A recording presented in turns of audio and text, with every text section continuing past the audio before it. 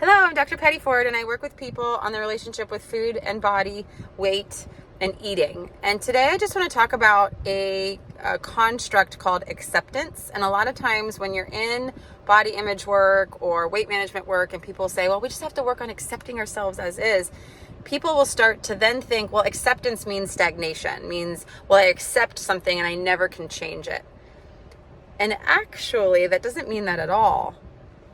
Acceptance means I'm aware of reality and I accept my reality and I can stay present with my reality without numbing out or applying discipline or hard work. You can accept and change. Both can happen. And so a lot of times when people are afraid of reality or afraid of acceptance, they don't like their reality.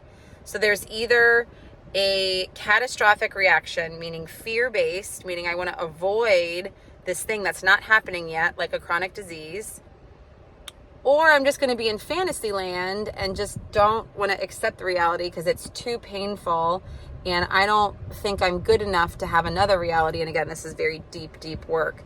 So let's just pretend that it doesn't exist and I don't even want to look at it.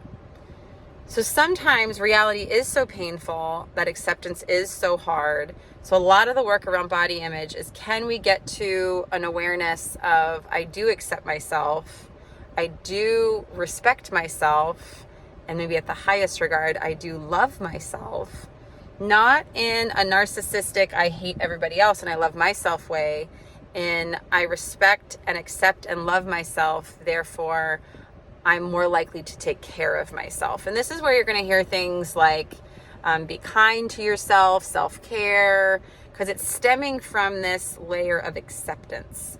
And you'll see this in AA work. You'll see this in addiction models where we really want to get to the layer of, can I accept reality?